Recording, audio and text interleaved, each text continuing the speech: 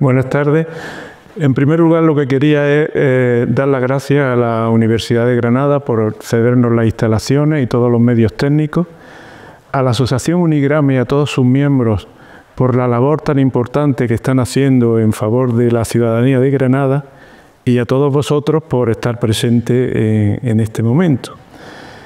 El tema que quiero plantear o que le ofrecía a Unigrama, que la base de la felicidad, está basado en que, como él ha dicho, en los últimos años yo he escrito varios libros, pero esos libros es por una búsqueda personal, de alguna forma, por una inquietud que yo he sentido. Entonces, el hecho de escribir estos libros en los últimos años me ha transformado un poco, tanto a mí personalmente como la visión que tenía del mundo. Entonces, claro, después de haber hecho todo este trabajo, digo, bueno, tendría que hacer público algunas de las ideas o de las conclusiones a las que he llegado, ¿no? Entonces, precisamente el plantear este tema de la felicidad, ya veréis cuando vayamos desarrollando estas, cómo van a ir apareciendo prácticamente estos 4 libros que tengo aquí, porque en cada uno de ellos me ha servido primero para aprender algo y para sacar conclusiones. Entonces, el poner el título de las bases de la felicidad es porque lo que quiero mostrar hoy es aspectos que para mí son básicos para conseguir esa supuesta felicidad. La felicidad es una utopía que todos queremos conseguir. ¿Qué pasa? Que esa utopía de alguna forma nos la tenían que haber enseñado desde pequeños, porque nos enseñan muchas cosas en la escuela, pero ni en la escuela, ni en el instituto, ni en la universidad, a mí me han dado lecciones de felicidad.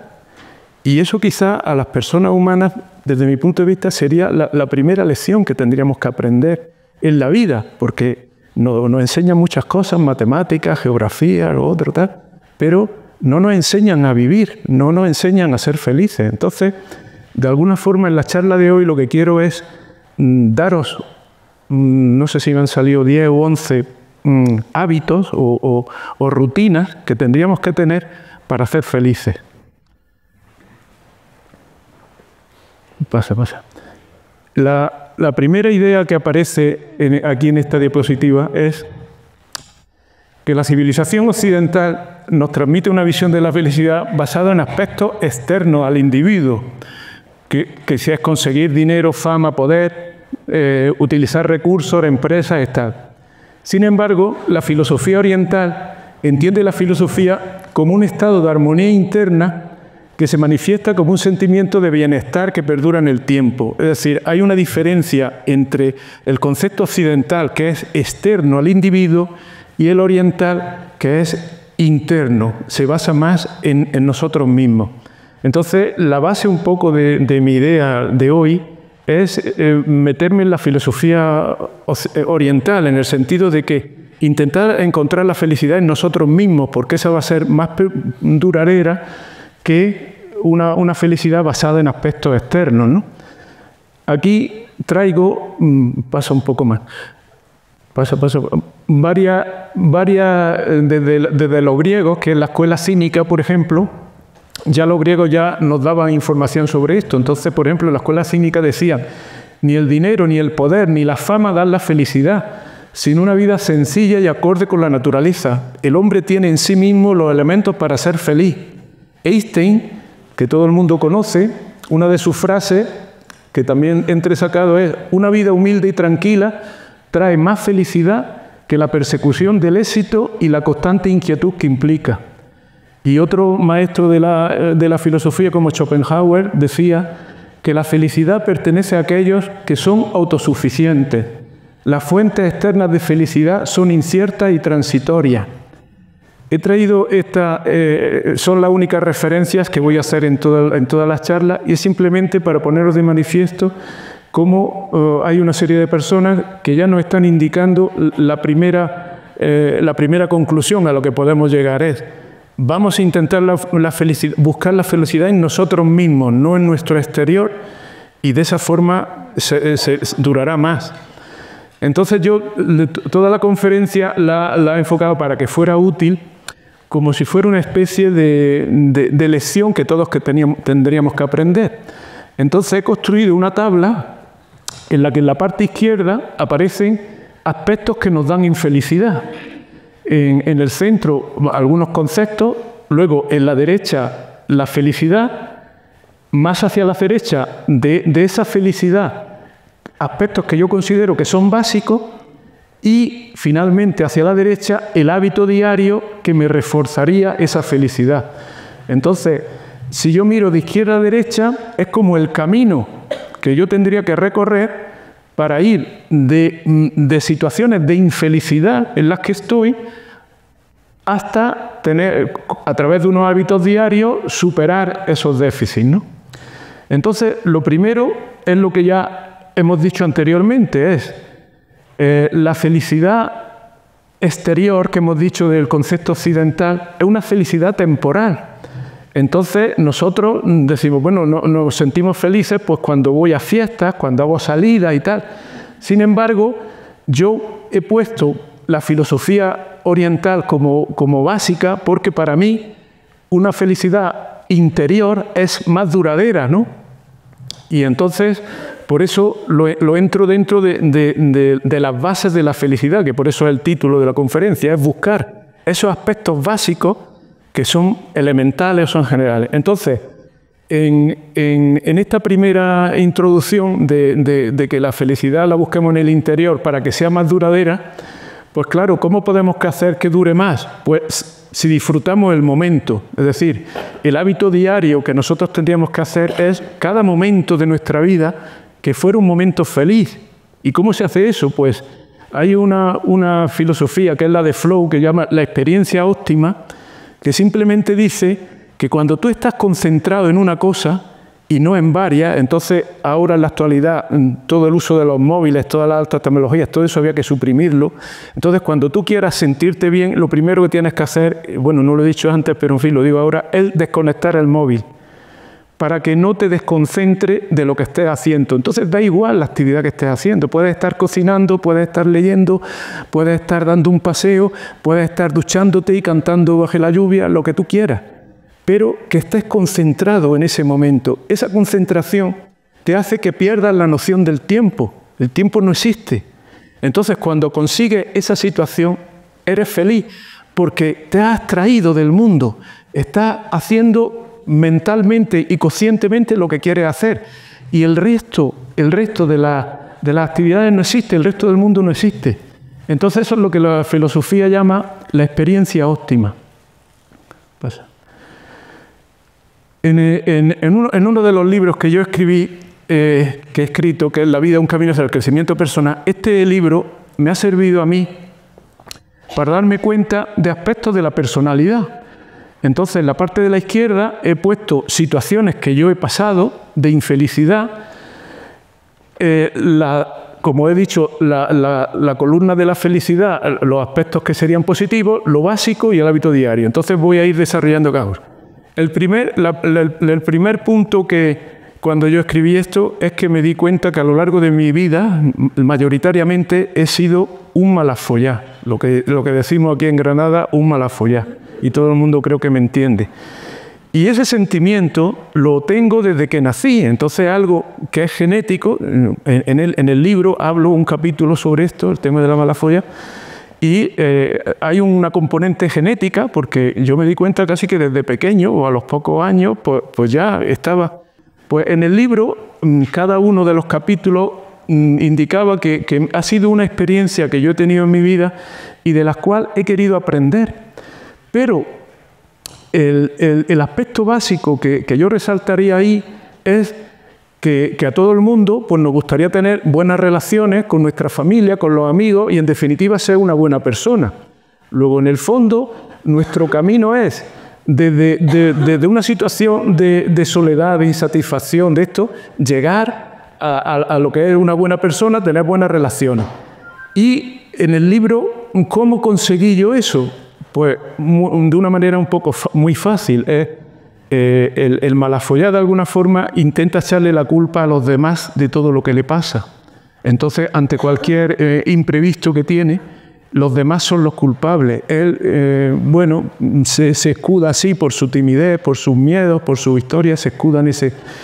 Entonces yo aprendí que que con la gratitud es una manera de ir rompiendo con ese esquema. La gratitud es empezar a dar las gracias por todo lo que tienes.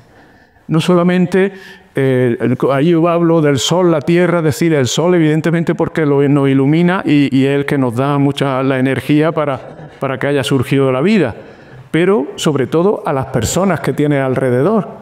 Entonces ahí siempre en tu familia va a haber una, o amigos o tales, que tenga amigos, pero mayoritariamente la familia va a haber una persona que siempre va a estar a tu lado y que de alguna forma te va a ayudar, e incluso ante esos malos momentos. Normalmente suele ser la madre, evidentemente, porque la madre tiene el cariño, aunque le haya salido el hijo como le haya salido, siempre lo va a querer. Entonces, el hábito diario que yo planteo ahí, que nos serviría para evitar todos estos malos momentos, es lo que llamamos la gratitud, dar las gracias a todas las personas. Y precisamente en ese libro yo le quise dar las gracias a todos mis vecinos del pueblo, entonces los nombro en toda mi juventud, todos los que pasaron por allí, todos los que conocí, porque cada persona era un ejemplo, fue un ejemplo para mí. Unos porque tenían problemas de enfermedad, otros porque no tenían dinero, otros por otros motivos. En fin, cada persona para mí que ha pasado por mi vida es como un ejemplo que nos debería servir para aprender. Entonces, en el libro yo lo que quería dar es gratitud a todas esas personas y los nombro como diciendo, este es el libro, porque la mayoría de los libros son de la gente famosa y nombra, pero de la gente desconocida no se acuerda nadie. Entonces yo me quise acordar de la gente desconocida, de esa gente que no va a aparecer en ningún libro, nada más que en el mío, que era gente de mi pueblo desde que yo nací hasta que me fui a los 30 años, pues que pasaron por mi vida, el lechero, el cartero, el de la tienda, todo eso, que ya no existe ninguno de ellos, evidentemente, porque todos eran mayores que yo y todos desaparecieron. Pero quería manifestar la gratitud, y esa gratitud se la manifiesto yo de alguna manera en el libro. Luego, los otros aspectos que hablo de la negatividad, el estrés, la tristeza, pues lógicamente en el lado contrario está el optimismo, ante el estrés está la serenidad, ante la tristeza está la alegría. Y los aspectos básicos, pues claro, el optimismo es tener una actitud positiva, sentirse bien. La serenidad, sobre todo en momentos de estrés y de ansiedad, es controlar la mente, que tu mente no pueda contigo. Entonces mucha gente sufre estrés, ansiedad, y en esos momentos tú tienes que buscar mecanismos para engañar a tu mente y que tu mente no pueda contigo. Entonces los estoicos, por ejemplo, hablaban del orden y armonía de la naturaleza. Yo, mi solución muchas veces está, y la naturaleza va a aparecer muchas veces porque estaba en la naturaleza. La naturaleza te da mucha tranquilidad. Salirte, irte a un parque, irte a un bosque, quedarte solo, oír nada más que el ruido de los pájaros o el ruido de un río, todo eso, en vez de utilizar como la gente utiliza tanto medicación, tal y tal, para estrés, la ansiedad, yo la superé en base a irme a la naturaleza y quedarme solo y tranquilizarme. Luego también, como hábito diario, también podía hacer, utilizar lectura, pasatiempos, aficiones, y hablo de las estrellas. Yo algunas noches me he quedado la noche en blanco, en el sentido de que me he sentado y me he quedado toda la noche mirando las estrellas, porque eso me ha dado serenidad, porque he visto las estrellas, lógicamente, es una situación estable, estática. Tú estás en una situación de inestabilidad total, y entonces una forma de tranquilizarte esto es sitios tranquilos, un animal, una mascota, todo esto te puede servir, todo lo que te tranquilice, ¿no? Y en el caso de la negatividad, el optimismo se me ha pasado antes, pues lógicamente un hábito diario sería recordar cada día las cosas buenas que te han pasado, para evitar tu negatividad.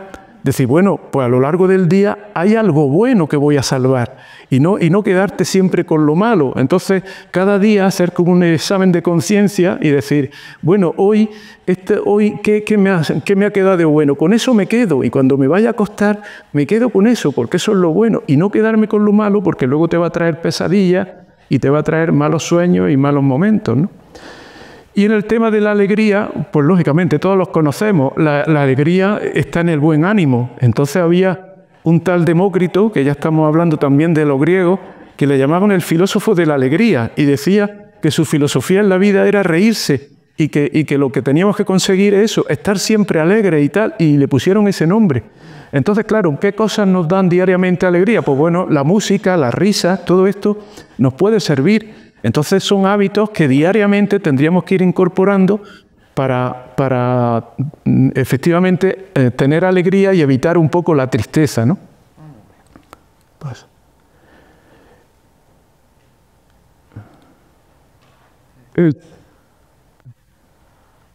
En el siguiente libro, este libro más conflictivo, yo le propuse a la asociación hacer una charla, porque yo he escrito 2 libros sobre la religión.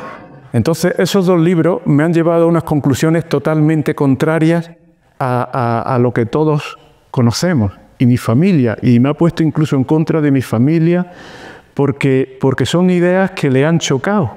Entonces, claro, aquí, durante 20 siglos de historia y durante toda nuestra vida, desde niños, estamos con unas costumbres, una religión, la religión católica, y lo hemos aceptado como tal. Pero yo al escribir este libro me lo planteé, si realmente había certeza y seguridad en este Dios que nos estaban hablando. Y en el primer título, que era Tras las huellas de Dios, yo iba buscando a Dios. ¿Qué Dios era mi Dios? Y en la segunda ya no tuve reparo y llamé al libro Las mentiras sobre Jesucristo, porque ya confirmé perfectamente que lo que nos habían contado de toda la historia de la Biblia y tal, para mí es una gran mentira. Y por lo tanto no me servía. Entonces no tuve reparo en llamarle Las mentiras sobre Jesucristo. Y eso lo estoy diciendo en un país que es mayoritariamente católico y que evidentemente sigue las tradiciones y todo lo demás. Entonces yo le propuse que no tenía inconveniente en dar una charla para profundizar más en estos temas. Como no es el momento, solamente estamos en el tema de la felicidad, os voy a dar dos o tres ideas básicas para que comprendáis. Yo no voy a cambiar vuestra mentalidad de siglos ni de muchos años, pero a mí me daba infelicidad cuando escribí los libros que, por ejemplo, la Iglesia Católica, muchas de las cosas que utiliza son ritos paganos. Es decir, la misa, las procesiones, todo esto está sacado teóricamente de civilizaciones anteriores, y precisamente Moisés y todos los grandes profetas llamaban a esa gente pagano. ¿Por qué? Pues evidentemente la misa es un sacrificio. El sacrificio lo hacían los antiguos cuando mataban el cordero, hacían sacrificios a los dioses. Entonces eso lo han incorporado a la religión. Es decir, le han añadido a la religión una serie de aditamentos que no vienen a cuento. Pero esos aditamentos que no vienen a cuento, a algunas personas nos han traído infelicidad. ¿Por qué? Porque luego nos han metido en ideas de pecado, de infierno, de eternidad. Yo, cuando mi madre me decía que tenía que hacer la primera comunión, pues me comían los demonios, porque había cosas que yo, niño, no entendía. ¿Por qué yo voy a tener un pecado, lo que llamaban el pecado original, simplemente por haber nacido? ¡Qué barbaridad esa! Si yo era un niño noble y corriente, a mí que me digan que ya soy pecador, que ya me sienta con esa culpa desde pequeño, que luego tenga que confesar los pecados, que luego me digan que hay un infierno, que si no me porto bien, luego voy a ser toda la eternidad, me va a estar consumiendo las llamas. Pero qué barbaridad es esa. Entonces eso no cuadraba con mi idea de Dios ni de religión. Y la prueba del algodón, como digo yo, para demostrar que eso era falso, era el concepto de universal. Para mí, Dios era universal. Pero ninguna de las religiones es universal. Las religiones lo que han hecho es partir, dividir a los ciudadanos. Entonces, ¿cómo me van a hablar de un Dios universal si realmente tu Dios es particular? Y además con unas particularidades muy concretas, que si Jesucristo, que si tiene una madre, que si esto, todo cuestiones humanas. Eso no es verdad. Entonces, para mí, el aspecto básico y el único Dios que existe para mí es el Dios creador. Ese es el Dios universal. Todos los demás dioses de las religiones son falsos, porque Dios no tiene imagen, Dios no hay que hacerle procesiones, Dios no es nada de eso. Y allí es que en el hábito básico, sobre el tema de Dios, yo tengo una idea muy clara que tenía desde el principio, y es que yo tengo línea directa con Dios. Y todos tenemos línea directa con Dios. ¿Qué quiere decir que tenemos línea directa con Dios? Pues que yo no necesito confesarme al cura, ni ir a la iglesia, ni ir a misa, ni ir a las procesiones para hablar con Dios. Yo desde pequeño, por problemas en mi cabeza con mi padre y tal, entendí que mi padre no era mi padre terrenal. Ya desde pequeño, ya entendí que mi padre terrenal no era mi padre verdadero, era un padre que tenemos aquí, pero mi padre verdadero era el de arriba, el creador. Y entonces desde siempre, ante cualquier problema, yo hablo con él. Yo no tengo que ir a la iglesia ni seguir ninguna religión ni nada. Entonces toda la religión a mí la anulo totalmente, y más después de escribir los libros, porque bueno, el de Jesucristo es que ya llego a la conclusión, primero, ni que Jesucristo fue Dios, ni que murió en la cruz. Entonces, aspectos ni que su madre era virgen, en fin, muchos aspectos. Todos en el libro están totalmente discutidos y explicados, ¿no? Entonces, de la religión lo único que me quedo es con el amor fraternal, eso sí. Y entonces, el aspecto básico de eso es ayudar a los demás. Esa es para mí la base de la religión. Todo lo demás me sobra. Yo no tengo la misa, los sacerdotes, el Papa, Alá, los que creen, los musulmanes, las 500.000 sectas que están saliendo, que pasan por mi casa cada 2 o 3 días explicando lo que yo te explico, ¿qué tal? Todo eso son mentiras humanas. El único Dios que existe para mí es el que nos creó y es al que nos tenemos que dirigir. Pongo la frase de un tal, no sé si conocéis, Karl Marx, el autor del Marxista, precisamente, que dio lugar luego al comunismo. En el comunismo sí se hablaba que todo el mundo somos iguales, algo. Entonces, de alguna forma, estaba expresado en ese autor. Y luego, bueno, ya es que te has pasado, pero bueno, el siguiente libro es La utopía de la libertad y los errores de la humanidad, el último que he escrito, este de aquí. Entonces, ahí lo que me planteaba era la libertad. ¿Qué entendemos por libertad? ¿Realmente somos seres libres o realmente la libertad es una utopía? Entonces, yo planteé ese título porque llegué a la conclusión de que la libertad es una utopía. Nos creemos libres, pero no lo somos. Entonces, en el lado de la izquierda aparecen algunos aspectos que nos mueven en nuestra vida, que es lo que yo llamo las ilusiones. Pero las ilusiones, luego en el fondo, resulta que son ataduras. Yo os pongo el ejemplo de las mujeres, por ejemplo. Me hace mucha ilusión tener un hijo. Vale, eso te lo ha creado tu mente, es una falsedad, es una ilusión que te crees que es algo muy bonito. Pero luego ese niño lo tienes que alimentar durante todos los días de su vida y realmente es una atadura para toda tu vida. Entonces, una ilusión que creemos que es una cosa tan bonita y tal, es un engaño de nuestra mente. Y os he puesto ese ejemplo. Entonces, en el uso de la libertad realmente tendríamos que utilizar o darnos cuenta que tendríamos que hacer proyectos reales, pero no proyectos imaginarios. Entonces, hay una cosa que dicen los estoicos, que el exterior no lo podemos controlar. Entonces, como no podemos controlar, según Descartes también, los sentidos nos pueden engañar. Es que te sale... Del tema de la libertad, lo que yo saqué desde el principio es que desde niño yo me di cuenta, desde que fui a la escuela, que todos somos diferentes. Entonces, nadie hemos escogido. Yo decía, bueno, pues a mí me hubiera gustado ser más alto, o ser más guapo, o ser más inteligente, pero no lo hemos escogido nadie. Entonces, ahí me di cuenta que el aspecto básico de nuestra felicidad es no compararnos con los demás, porque si no vamos de culo. Es decir, eso es con lo que te han dado a ti para jugar. ¿Qué culpa tengo yo de que me hayan hecho así, de que haya tenido estos padres, de que haya sido físicamente? Bueno, yo a mí me gustaría haber sido un atleta en aspecto físico, haber sido un Einstein a nivel mental, todos nos hubiesen gustado. Y sin embargo, hemos venido con unas limitaciones. Si yo empiezo a compararme con los demás, ya me siento infeliz. Porque eso ya lo vi yo desde niño, ¿no? Que dice, bueno, pues aquel físicamente es más fuerte que yo, aquel es más inteligente que yo. Entonces al final tengo que aprender a respetar, que eso es la realidad. Y entonces es lo que pongo, aceptar la realidad. El hábito diario que tenemos que es aceptar nuestra realidad. Es decir, no podemos convertirnos en lo que no somos. Y hay muchas cosas, por ejemplo, que las mujeres, con todo el tema de la estética y tal, es por no aceptar su realidad. Se hacen transformaciones, se convierten en adefesios, por poner un ejemplo, ¿no? Es decir, Tu realidad es esta, tu edad es esta. Entonces no porque te cambies físicamente, mentalmente, vas a ser otra persona. No vas a ser el Brad Pitt, no vas a ser, yo qué sé, la Sharon Stone. No. Eres quien eres y ya está. Entonces acéptalo y desde el momento que lo aceptes ya empezarás a ser feliz. Seas gordo, seas alto, seas bajo, pero si empiezas a compararte con los demás ya vas a tener problemas. Y luego otro aspecto que yo hablo es que nosotros somos actores de la vida, no somos los autores de la obra. Entonces, si esto fuese comparado cuando hablaba de Calderón, la vida es sueño y tal, si la vida es como si fuera una obra, nosotros somos el actor.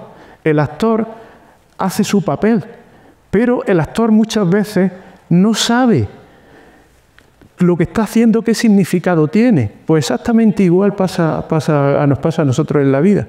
Somos actores, pero muchas cosas no sabemos por qué. ¿Por qué nos pasa esto? ¿Por qué? Teóricamente, el creador se supone que sabrá las razones por lo que te pasan a ti cosas y por lo que tú actúas de esta manera y no de la otra y de lo que te está ocurriendo. Pero tú no tienes la capacidad porque no has entendido. Muchas veces cuando salen los que hacen películas, los actores, al ver esto te dicen, pues yo no sabía, yo simplemente grababa esta escena, pero no sabía ni lo que estaba haciendo, porque hasta que no vi el montaje, cuando ya el director hizo el montaje de la obra y ya vi esta escena la comprendí en relación al total. Pero mientras yo lo estaba haciendo, simplemente dijeron, esto, y yo lo hago. Y ella lo hacía, y no sabía qué estaba haciendo en la película, y era el actor de la película. Pues exactamente yo así siento un poco la vida, que nosotros somos los actores, pero no somos los directores. Y ahí es donde está nuestro problema, que como somos nosotros, creemos que somos nuestros directores de nuestra vida.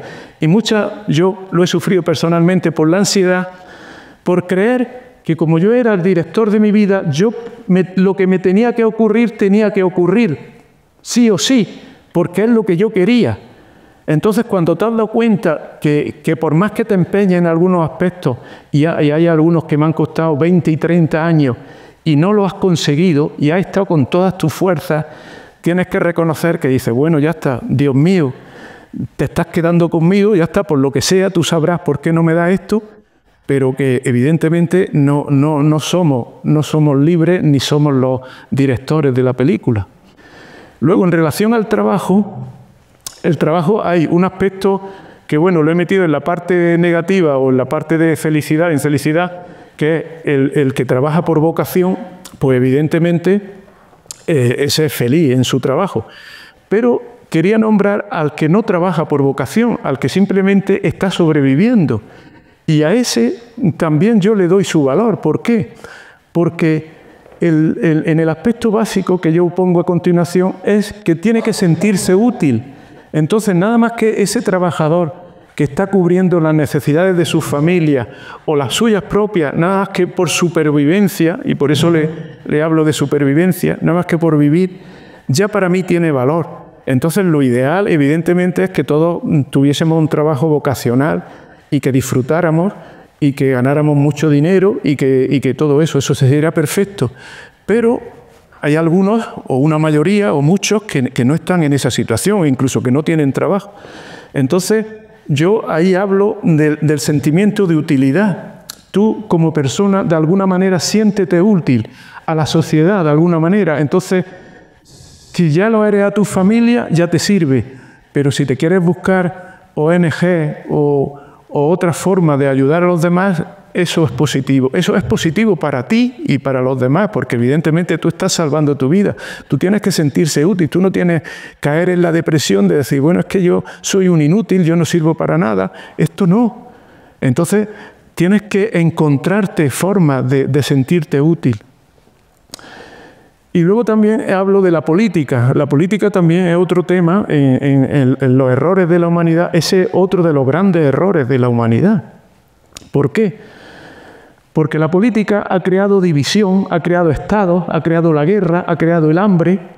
Y la propia política en sí, Marcuse dice, y estoy de acuerdo, que la democracia es autoritaria.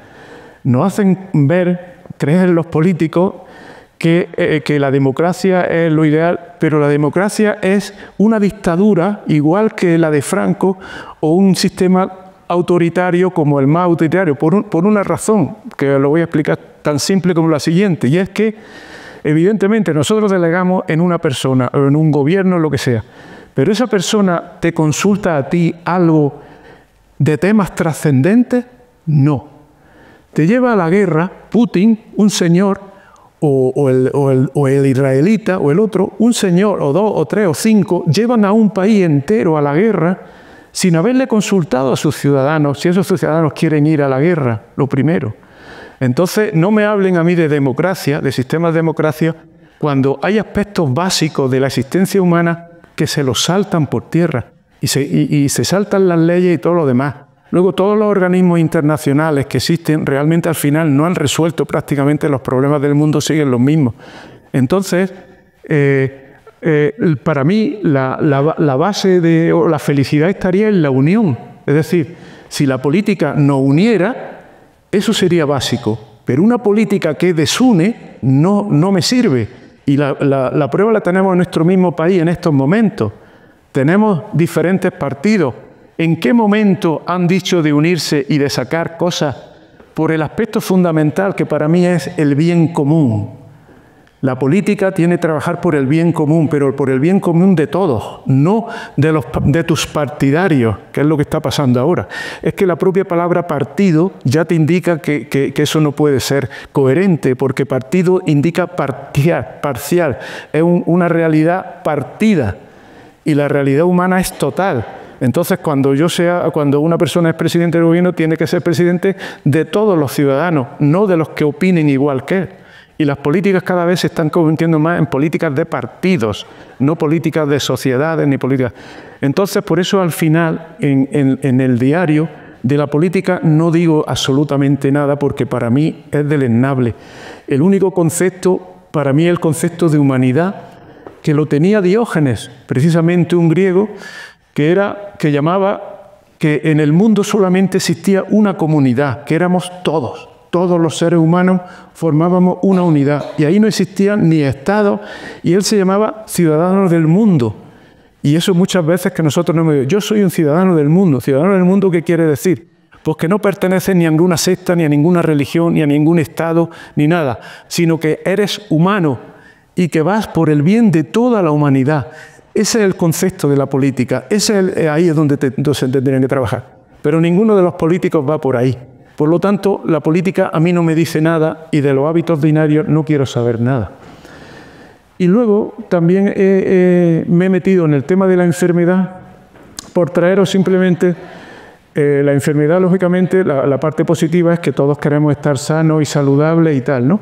Entonces, con Hume hay una filosofía que es lo que llaman el nuevo pensamiento en castellano, New Thought en inglés, que llama el pensamiento positivo sanador. Ellos llegan a la conclusión de que nuestra mente, tiene capacidad para sanarnos todas las enfermedades. Yo no llego a tanto, pero en fin, con esa filosofía ellos llegan a la conclusión, y hay mucha gente que sufre cáncer, que sufre enfermedades terminales, y que con su actitud de alguna forma la mejora.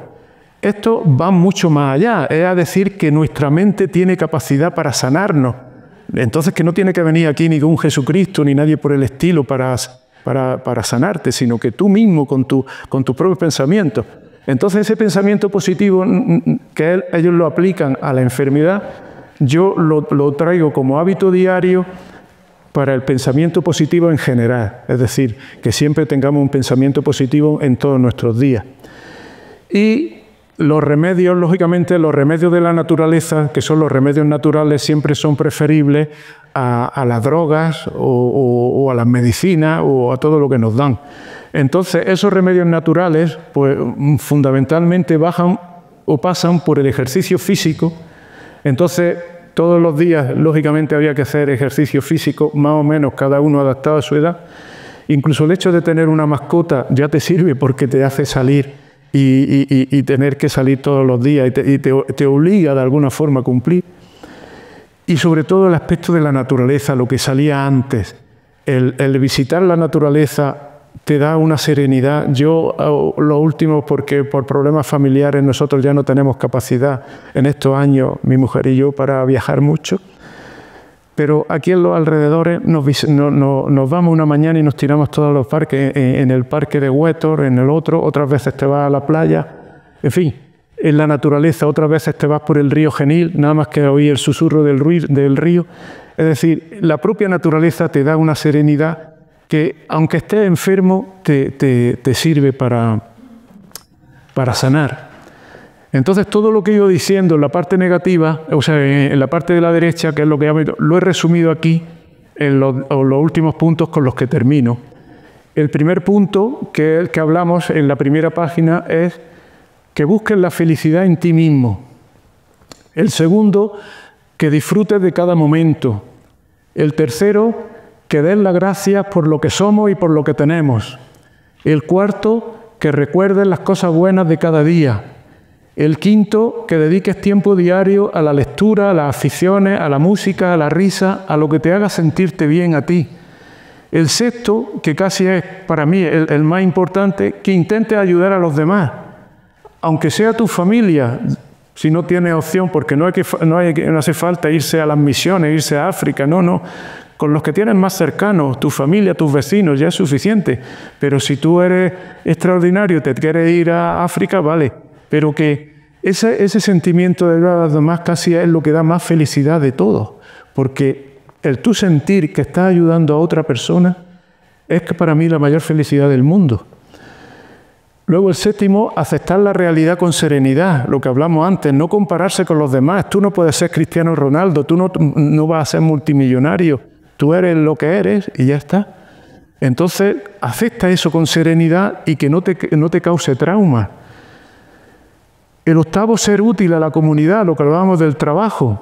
El trabajo, aunque no te guste, pero si te está dando una recompensa, nada más que por el hecho de vivir, de sobrevivir, de alimentarte, ya te tendrías que dar por satisfecho para decir, bueno, por lo menos para mantenerme vivo, pues ya considero útil, porque ese trabajo de alguna forma me está sirviendo a mí y estoy haciendo algo por los demás, porque la mayoría de los trabajos, aparte de ayudarnos a nosotros porque nos dan nuestro sueldo, evidentemente hacemos algo por la comunidad, ¿no? Porque dependiendo de la profesión que sea, pues bueno, pues si estás haciendo pizza o si estás en un restaurante o si estás en un laboratorio, es decir, estás haciendo cosas en favor de los demás. Luego, el trabajo es una buena actitud y te indica que te da un sentimiento de ser útil. El noveno, tener una actitud y un pensamiento positivo, lo que decía antes, tanto de la sanación como cuando muchas veces nos comemos el coco de mala manera, tenemos muchos prejuicios. Entonces, yo cuando he hablado antes del tema de la mala folla, muchos momentos de mi vida se lo he hecho pasar a mis familiares por cosas que yo me he inventado en la cabeza, de un momento que se te había ofuscado por algo que tú te habías metido y no era ni nada real. Entonces, son pensamientos, como decía antes, que muchas veces nuestra mente nos engaña y tenemos que darnos cuenta de decir, pero bueno, ¿qué estoy pensando? ¿Que me va a pasar esto si voy a este sitio tal? Yo no voy a salir porque esto tal. Es decir, pensamientos, prejuicios que nuestra mente... Entonces, nuestra mente es un organismo muy perfecto, pero muchas veces hay que intentar saber controlarlo porque nos engaña, ¿no? Y esto del pensamiento positivo es importante porque muchas veces nos lleva a pensamientos negativos, ¿no? Que evidentemente, por eso el tema de los pasatiempos de la lectura, hay que crear algunos hábitos para que cuando te lleguen esos momentos, que la mente se olvide de eso, ¿no? Y tu mente esté pensando en otra cosa. Yo antes me acordaba a las mujeres cuando hacían ganchillo, o cuando se ponen a cocinar con una receta, o cualquier actividad que lo que decíamos antes de la concentración es importante porque tu cabeza se concentra en esa actividad y se te va el mal pensamiento que tenías. Entonces, siempre que os venga un mal pensamiento de algo, la idea es meterse en hacer algo que tengas que tener conciencia, que tu mente tenga que estar pendiente y tú verás cómo ese pensamiento pues se te va. El décimo, realizar ejercicio, eso es básico. A mí me han diagnosticado un problema de las articulaciones y desde que casi que me estoy moviendo, a nivel de la medicina casi no tenía remedio y me he dado cuenta que digo, bueno, si el remedio me lo estoy encontrando yo solo, con un hábito que es algo que yo pensaba, bueno, no, de vez en cuando, no, todos los días. Entonces, igual que tenemos la obligación de comer, de dormir, de hábitos diarios, para mí, pero ya por mi propia vida, porque el criterio de los médicos es que no había solución, pues es que el ejercicio tiene que ser diario. Entonces me he buscado una forma de hacer todos los días, aunque sea más o menos reducido, y cada vez me siento mejor. Muchos dolores que yo tenía de articulaciones, del cuello, de la rodilla, de la cadera, se me están quitando. Y es a base de que todos los días me voy esforzando un poco más. Entonces el ejercicio físico es básico. Y luego el último punto, que es disfrutar de la naturaleza, los animales y las plantas. Eso también es básico. La gente que vive en las ciudades está tan rodeada que muchas veces no se plantea decir, bueno, salte, vete fuera, respira. Aquí este aire está contaminado, no lo han hecho. Vete a un bosque, vete, aunque te estés solo, ya te digo, nosotros nos vamos muchos días, los dos, y solemos ir entre semanas y ya no vamos justo cuando hay mayoría. Yo ya no quiero ir ni a manifestaciones, ni a procesiones, ni a ninguna fiesta multitudinaria. Ya busco todo lo contrario. Cuando yo me encuentre más solo, si me puedo ir al campo un miércoles o un jueves a una sierra donde no hay nadie y vamos nosotros dos solos, eso para mí es la perfección, esa es la felicidad. No he encontrado mayor felicidad en mi mujer que esa. Y todo lo que nos dan aquí, la sociedad y tal, que nos hablan de tal, en realidad son ilusiones y falsedades. Y eso es más o menos lo que os quería decir en el día de hoy. Si alguien tiene alguna pregunta o alguna...